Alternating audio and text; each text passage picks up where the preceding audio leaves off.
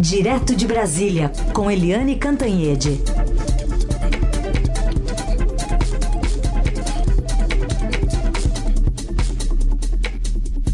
Oi, Eliane, bom dia. Bom dia, Raíssen, Carolina, ouvintes. Bom dia, Eliane. Bom, a gente está repercutindo ainda bastante essa tragédia aqui no litoral norte de São Paulo. Já são 48 mortes, né? O número que subiu aí de ontem para hoje, segundo o Corpo de Bombeiros. Trabalhos que foram retomados às 5 horas da manhã.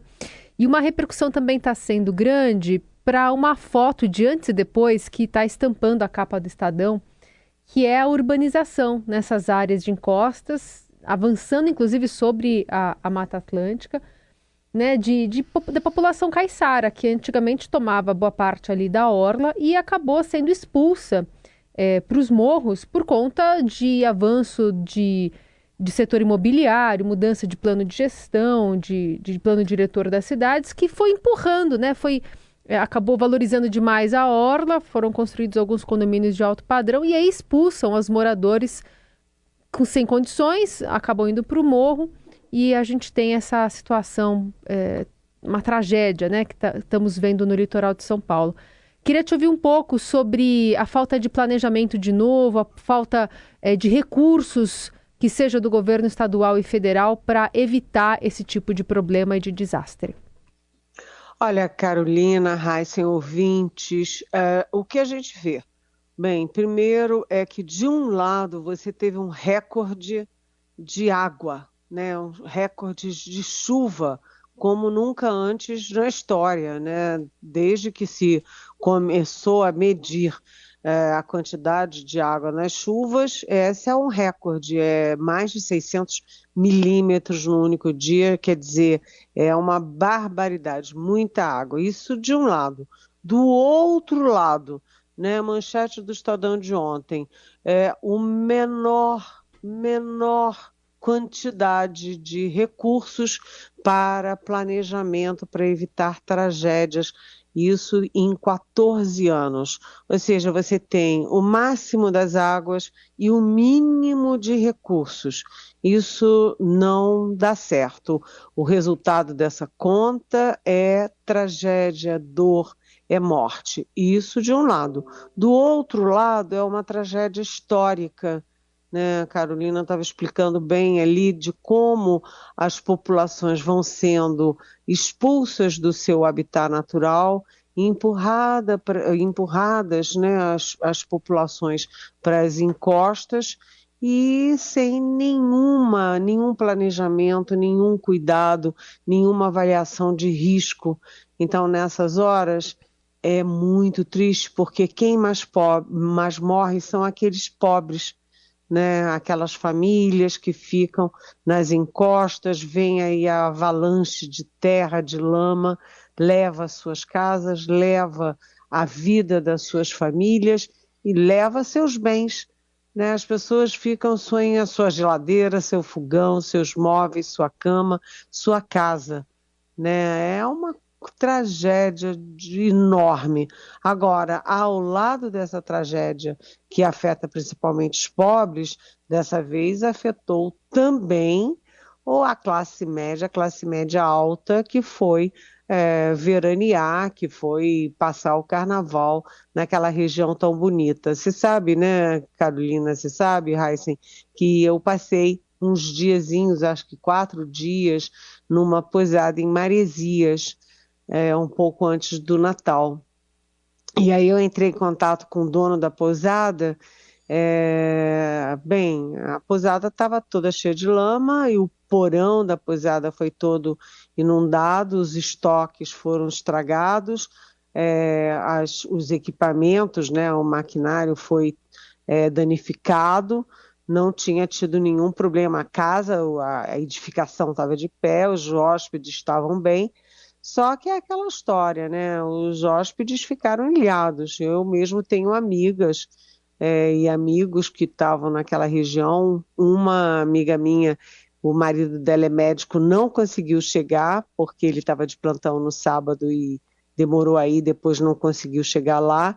Ela ficou sozinha e não tinha celular, não tinha internet, não tinha luz, não tinha água. E ela, se eu não me engano, na segunda-feira ou ontem, não me lembro, ela passou 4 horas na fila da vendinha, do mercadinho, para conseguir comprar alguma coisa. Então, as pessoas ficaram ilhadas, né? E as pessoas, no desespero, começaram a comprar tudo que viam pela frente, e se você compra muito, vai faltar para os outros, né? Uma situação desesperadora em que muita gente, inclusive, tira vantagem, porque a gente leu, né, 1 litro de água a R$ 93, né, o helicóptero para transportar as pessoas R$ 30.000, quer dizer, tudo ficou muito difícil, muito sofrido, mas o pior, evidentemente, são as vidas humanas. Eu vi famílias do Maranhão, famílias da Paraíba, que foram se divertir e em vez de encontrar diversão, encontraram morte, né? Lama, morte, dor. É tudo muito, muito triste, e você junta a fúria da natureza com o descaso dos governos, o descaso do planejamento público, o descaso da orientação, da educação para as pessoas. Tudo muito devastador, né, gente? Bom, Eliane, agora uma imagem que também ficou marcada foi da segunda-feira, a presença lá em São Sebastião do presidente Lula ao lado do governador Tarcísio de Freitas. Só que bolsonaristas não gostaram, pelo menos naquele mundo paralelo das redes sociais, não gostaram desse encontro. Quem é que pode não gostar de uma coisa dessas, hein? As pessoas, em vez de condenar a tragédia, de se solidarizar com as vítimas, né? As vítimas que morreram, as famílias, as pessoas que perderam tudo, ficam criticando a única coisa boa dessa história toda, porque foi muito gratificante você ver o presidente Lula ao lado do governador de São Paulo, Tarcísio Gomes de Freitas, né? Foram 2 adversários na campanha, o Tarcísio é do Republicanos, da base bolsonarista, foi escolhido candidato ao governo pelo Bolsonaro, e o Lula, que é o adversário do Bolsonaro, número 1, e tudo, e os dois estavam ali cumprindo a sua função institucional. O presidente da República, o governador do estado, tomando providências, aliás, ao lado do prefeito. Ou seja, isso demonstra maturidade política, isso demonstra a responsabilidade de agentes públicos, responsabilidade com o Estado, responsabilidade com o país, responsabilidade com os cidadãos e as cidadãs, tomando as providências. O Lula também acionou uma penca de ministros, vários ministros estavam alertas, estavam no local tomando providência, fazendo um balanço do que era preciso fazer. Enfim, o Tarcísio continua lá até agora, vendo como é que está a situação das estradas, vendo o que é preciso fazer, assumindo o controle da situação. Aliás, uma das ministras, a ministra da Gestão, Esther Dweck, estava lá também descansando no Carnaval e teve que ser retirada por um helicóptero da FAB, porque ela também estava ilhada, né? Então, todo mundo tentando cumprir o seu papel. E aí essas pessoas horrendas da internet que, sabe, que não tem o que fazer, que não compreende as situações, que não tem empatia com as vítimas, né? Como assim, como não tiveram também com as vítimas da pandemia, reclamam de uma coisa que é positiva, né? Que é um exemplo para adversários políticos. Adversários políticos têm responsabilidades com os eleitores, naqueles eleitores que votaram com eles e naqueles eleitores que não votaram com eles. É isso que precisa ser feito nesse país.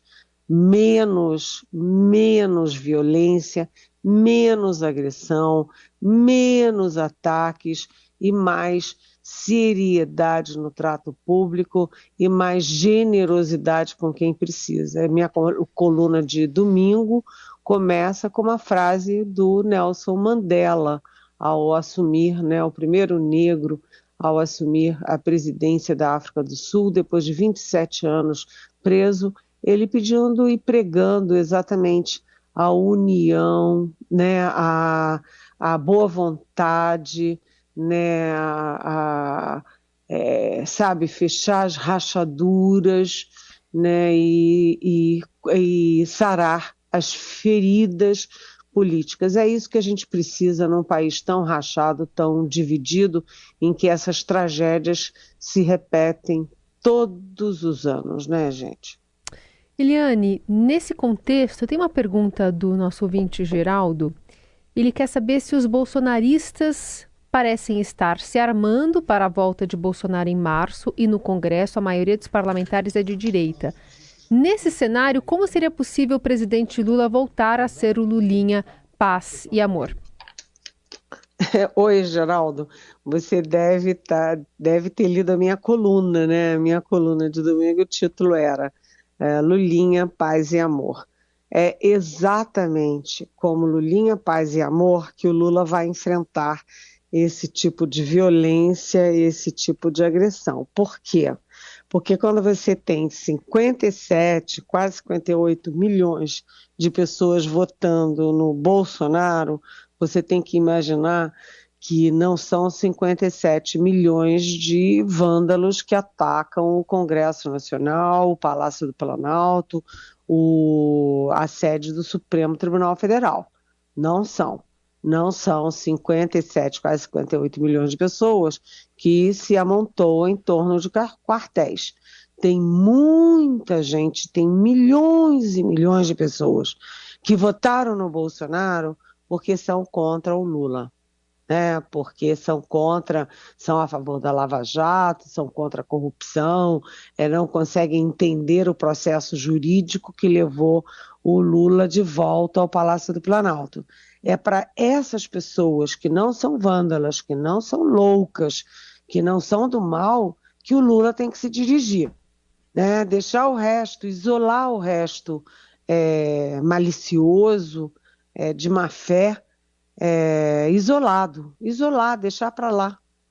Deixar o Bolsonaro falando com o mínimo de gente possível. Então, Geraldo, a minha resposta para você é o seguinte: o Lula tem que buscar o Lulinha Paz e Amor para trazer para ele milhões de pessoas que não compactuam que votaram no Bolsonaro, mas que não compactuam com ataque às instituições, com guerra ideológica, com virulência, com invasão de poderes, com ameaça aos ministros do Supremo. É preciso ampliar esse leque das pessoas que são pela democracia e que votaram no Bolsonaro por mal informação, por equívoco, por não compreenderem o processo, por serem influenciados pelas fake news de internet, mas que são pessoas que precisam de uma mão para voltar à realidade. Então, Lulinha, Paz e Amor, sim, para unir o país, para repetir o que o Mandela fez na África do Sul, que é unir as pessoas do bem para combater o mal. Agora vamos abordar com você, Eliane, uma reportagem que está na capa hoje do Estadão, da Adriana Ferraz e da Natália Santos, mostrando uma articulação de bolsonaristas, da bancada bolsonarista no Congresso, contra o revogaço do governo Lula contra as armas. O que isso pode dar nessa volta de trabalhos legislativos depois do Carnaval, hein, Eliane? Pois é, primeira coisa, a gente viu aquele festival de armas e munições na época do Bolsonaro. O Bolsonaro, inclusive, desautorizou portarias do Exército Brasileiro sobre o monitoramento do Exército sobre armas em mãos de civis, armas e munições. Né? Então foi aquela coisa horrenda de as armas com civis aumentarem quase 1000%, né? 700 e tantos por cento com o Bolsonaro. Isso é obviamente muito arriscado, você botar munição pesada, arma pesada na mão de civis. E aí eu lembro, inclusive, que aquele ministro Milton Ribeiro, aquele, né, que o Estadão denunciou porque tinha pastores dentro do ministério sem função nenhuma, sem cargo público, sem nada, e que faziam desvio de dinheiro público usando bíblias, usando uma coisa horrorosa. Mas aquele ministro, o pastor Milton Ribeiro, ele estava com uma arma carregada no aeroporto de Brasília, a arma caiu, disparou, e foi uma sorte que ele não matou alguém, né? Ele poderia ter matado alguém. Então, a arma na mão de civil dá nesse tipo de coisa. E o Lula suspendeu primeiro a aquisição e transferência de registros de armas e munições que estão em mãos dos CAC, que são os colecionadores, atiradores e caçadores. Né, a gente sabe, o Estadão já fez inclusive uma manchete de como essas armas, sob pretexto de colecionador, de não sei o quê, vão cair em mãos de organizações criminosas, a organizações de tráfico pesadas e por um preço muito mais barato, né, muito mais baixo do que os preços que essas quadrilhas pagam para trazer arma de fora. Também os decretos do Lula, os decretos, os projetos do Lula restringem o total de armas e munições que cada um tem direito. Também suspendem, né, novas licenças para clubes de tiros.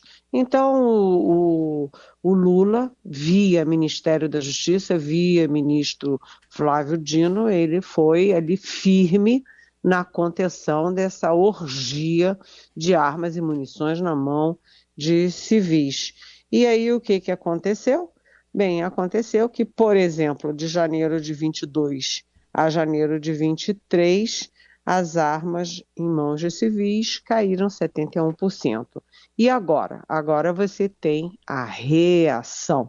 Então, você tem 34 deputados e 2 senadores da bancada bolsonarista que já apresentaram 17 projetos de lei ou decretos legislativos para acabar com os decretos, com as ações do Lula para acabar com a farra de armas. Eu diria que 34 deputados entre 513 é menos de 10%, né, em torno de 7, 8%, e 2 senadores em 81 é a minoria da minoria da minoria. Mas o problema é que eles apresentam e depois a gente não sabe como é que fica na hora de votar. Então, foi uma matéria importante das nossas colegas no Estadão, alertando, né, que tem aí um grupo se articulando, se mobilizando para derrubar ações e decretos do bem do presidente Lula contra as armas. Armas matam, gente. Armas matam, né? E então, vamos ver como é que agora a maioria se articula contra essa minoria pró-armas. Liane, para a gente encerrar, esse episódio lamentável, né, de agressão a 2 jornalistas do Estadão, Thiago Queiroz e Renata Cafardo, que acompanhavam, né, essa tragédia no litoral de São Paulo, foram em áreas devastadas ali, onde tinha muito deslizamento, viu ali uma solidariedade, uma ajuda ao próximo, a presteza das pessoas quererem contar o que tinha acontecido para a imprensa e assim todo mundo ficar sabendo do que tinha acontecido. E aí quando foram num condomínio de alto padrão, também lá no litoral, foram recebidos com agressões, com xingamentos. É difícil entender, né, a motivação dessas pessoas. Pois é, Carolina, você sabe que, inclusive, os nossos colegas, o Tiago e a Renata Cafardo, aqui lembrando, é a nossa colunista de educação, sabe? Ela conhece profundamente a educação, que é a área fundamental para você ter qualquer projeto de inclusão social, né? E eles pediram autorização para o condomínio, e o porteiro e o síndico autorizaram a entrada deles. Eles não estavam lá invadindo qualquer coisa, eles não estavam nada. Eles estavam trabalhando, eles estavam em pleno feriado, em pleno carnaval. A Renata tem filhinhos pequenos, né? O Tiago eu não sei, mas a Renata deixou os filhinhos em casa para ir dar um duro danado lá longe, atravessou estradas, lama e tudo, uma situação desesperadora para cumprir o seu dever profissional. E aí ela chega naquele condomínio com autorização para entrar e é recebida por 5 marmanjos covardes e mais uma mulher maluca, né? Os 6 gritando, comunistas, esquerdistas, sabe? É uma gente maluca, uma gente que é ignorante, né? E que é uma gente violenta, né? Eles tentaram arrancar a mão, arrancar da mão da Renata o celular dela, e empurraram ela na lama, ali naquela enxurrada, tentaram tirar o chip das fotos do Tiago. O Tiago, claro que é muito mais esperto e inteligente do que eles e muito mais do bem do que eles, tinha cópia e mostrou a cara dessa gente capaz de atacar vilmente profissionais que estão no exercício da sua profissão, que estão informando a população do Brasil inteiro e até do mundo sobre a tragédia, uma tragédia em que pobre morre e que aquele tipo de gente fica no seu bem bom e, em vez de ajudar, ataca quem está relatando. É lamentável e isso diz muito da alma desse tipo de gente, sabe? Esquerdista e comunista, sabe? Que gente ignorante, né? Bom, a gente fica por aqui. Nossa solidariedade a Renata e o Tiago. A gente vai seguir acompanhando a tragédia lá no Litoral Norte, trazendo informações também aos nossos ouvintes. Eliane Cantanhede volta amanhã, a partir das 9 aqui no Jornal Dourado, e você também pode mandar a sua pergunta para ela com a hashtag Pergunte para Eliane. Obrigada por hoje. Até amanhã, Eli. E agora a gente vai ver o resultado das escolas de samba. Amanhã a gente comenta. Beijão. Um beijo.